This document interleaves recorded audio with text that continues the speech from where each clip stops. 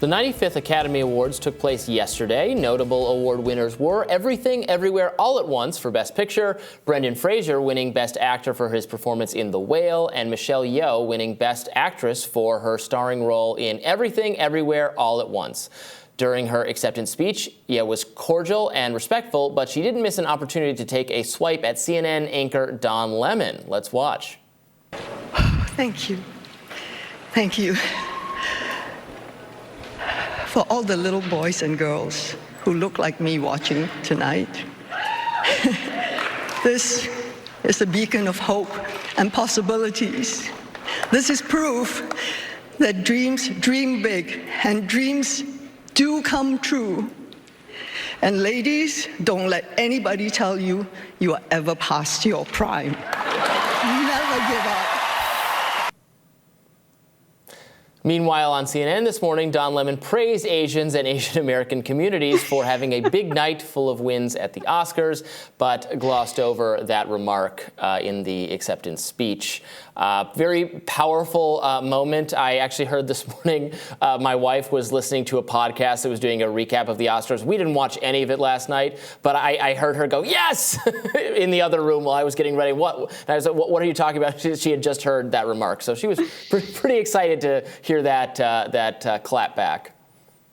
Yeah, I mean, look, who doesn't enjoy some like intra-elite infighting, marshaling all of the right categories of, identity politics in order to like win your awards and so forth. Like, it's very hard not to feel on the one hand, like, yes, it's very nice to see people who like have gone for a long time without recognition getting the awards they, whatever. I haven't seen most of these movies, but, I did feel a little bit like, Angela Bassett was overlooked, and I felt a little bit upset about that. But at the same time, like, dreams do come true because two people got, awards at this, like, in this tiny industry that, like, how many, movie stars are there already in this country? 100, 1,000, her dream came true, and the idea that this represents anything bigger than that, you have to be very bought into this idea, of identity politics to think that, like, I mean, I do think representation is important. I do think that, like, it shapes how you think about things. Like, definitely, I wish there were more,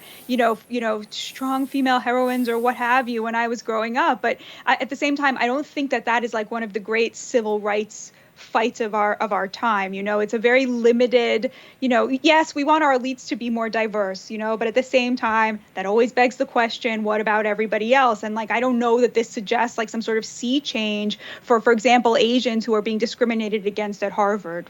Well, of course not. I agree with you. I was still excited about it. Now, I didn't watch all of, I'm embarrassed to admit this because I know people really raved about this film, including a lot of my own friends. I didn't make it all the way through, and I just wasn't engaged by it. I might give it another shot, but I do really like Michelle Yeoh. I've liked her in so many things. All the kind of, Wuxia style Asian fighting films. I love that stuff. So I was glad to see someone see her appreciated for a kind of film style that's getting, I think, more attention from audiences. That it's actually a little. You're laying into the kind of elite angle. I think there was probably a lot of appreciation for these films from ordinary people because they're like cool, like the cool fighting style, and maybe like elite sensibilities had not would have disdained them until now. So I like that aspect of it, I would say. Then the other big winner of the night was All Quiet on the Western Front, which I also didn't see. I'm not sure I saw a single one of the movies in the best picture category. I didn't see the Elvis movie. I saw Black Panther, the Black Panther 2 that was nominated for something. I didn't see The Whale.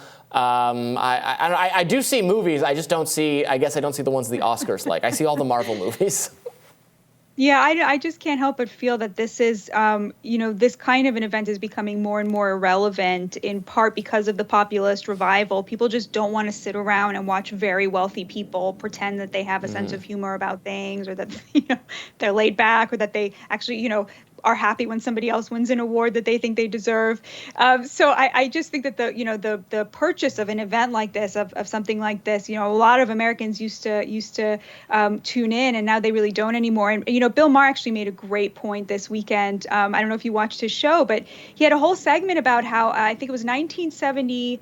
2003 when Marlon Brando won for The Godfather and did not show up to accept his award. He sent a Native American woman to accept it for him, because that was a cause that he felt very strongly about. And she was sort of booed and jeered, and the audience was like not having it because they had not yet become, sort of invested in, they had not become Bobos yet, right? Like the elites had not yet become like completely identified with the Democratic Party and liberal and leftist, issues. Although I would argue, of course, that like caring about Native Americans is not a partisan issue.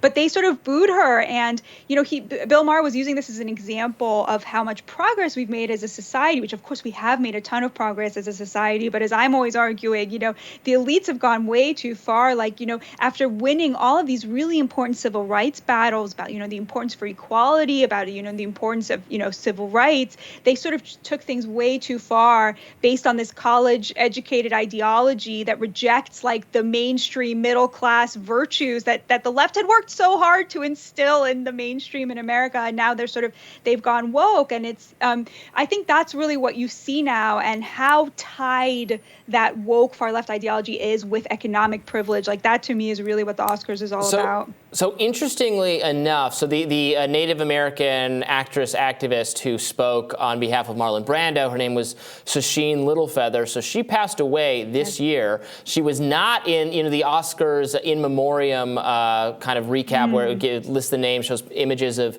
Hollywood people who've passed away in the last year. She was left off that list.